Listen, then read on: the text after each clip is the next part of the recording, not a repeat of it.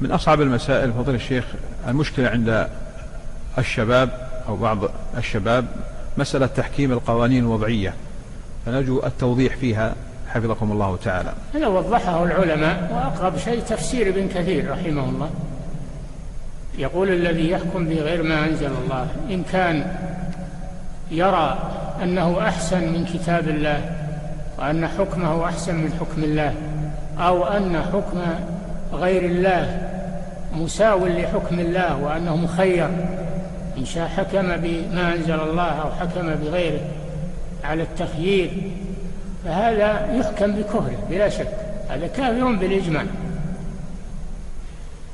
أما إذا كان يعتقد أن حكم الله هو الحق وأن القانون باطل ولكنه يحكم به لهوى في نفسه أو طمع يناله، فهذا ظالم وفاسق، لكن لا يحكم بكفره، لأنه يعتقد أن حكم الله هو الواجب وأن حكم غيره باطل، ولكنه فعل هذا إما لتحصيل وظيفة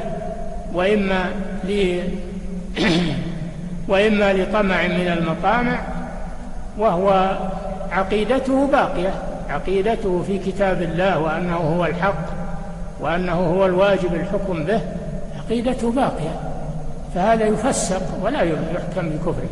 نعم، لأن هذا كفر عملي. نعم. الله أكبر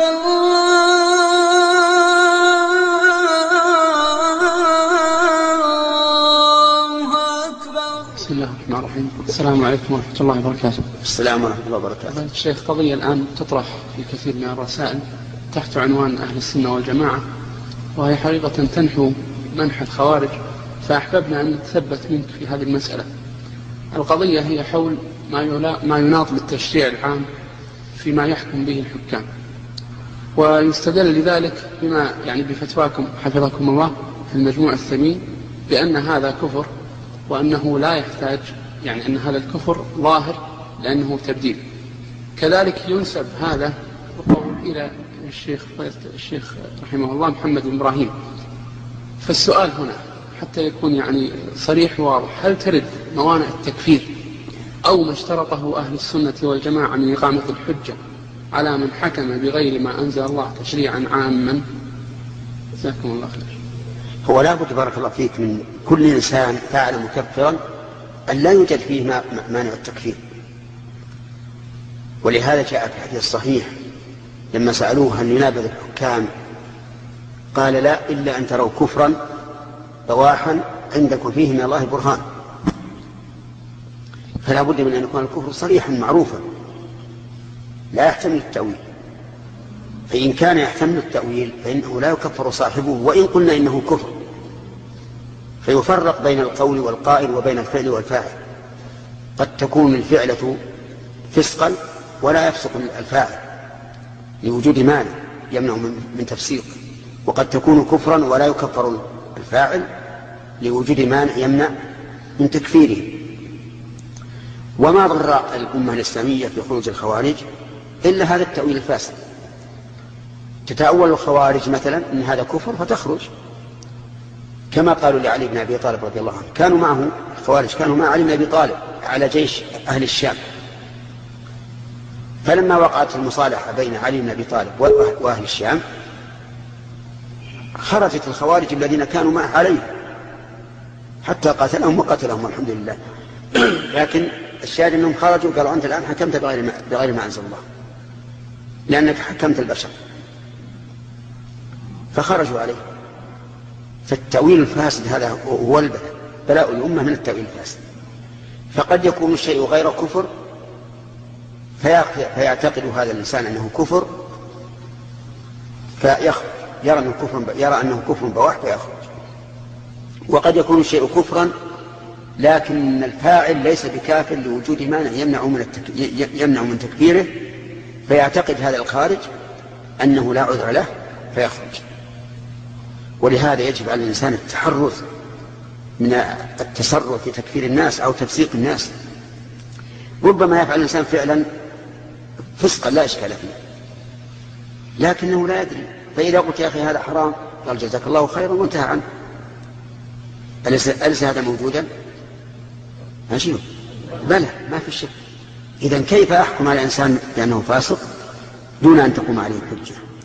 فهؤلاء الذي تشير إليهم مما يجري في الساحة بين حكام العرب والمسلمين قد يكونون معذورين فيه، لم تبين لهم الحجة أو بينت لهم وجاءهم من يلبس عليهم ويشبه عليهم مثلا، فلا بد من التأني في الأمر.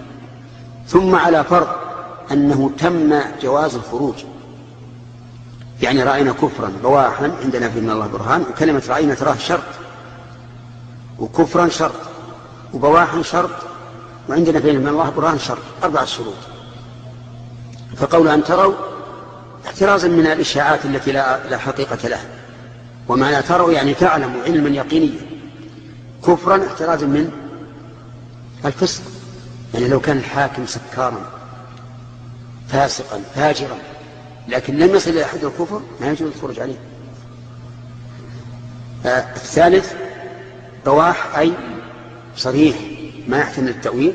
والرابع عندنا فيه من الله برهان، يعني ليس صريحا في أنفسنا فقط بل نحن مستندون على دليل واضح قاطع. هذه الشروط 4 شرط لجواز الخروج، لكن يبقى عندنا شرط خامس لوجوب الخروج. هل يجب علينا إذا جاز لنا أن نخرج على الحاكم هل يجب علينا أن نخرج؟ ينظر بمصلحة. هل نحن قادرون على إزالته؟ حينئذ نخرج. إذا كنا غير قادرين ما نخرج، لأن جميع الواجبات الشرعية مشروطة بماذا؟ بالقدرة والاستطاعة. ثم إذا خرجنا ربما يترتب على خروجنا مفسدة أكبر وأعظم مما لو بقي هذا الرجل على ما هو عليه، لأننا إذا خرجنا ثم ظهرت القوة العزة له صرنا أذلة أكثر وتمادى في طغيانه وكفره أكثر. فهذه المسائل تحتاج إلى تعقل، وأن يقترن الشرع بالعقل، وأن تبعد العاطفة في هذه الأمور. فنحن محتاجون للعاطفة لأجل تحمس، ومحتاجون للعقل والشرع لأجل يربطنا. فلا بد من فرامل كما يقولون. السيارة بدون فرامل وش تعمل؟ حوادث القبور. والسيارة أيضا بدون شحنة كهربائية تسيرها ما تسير. نعم تفضل.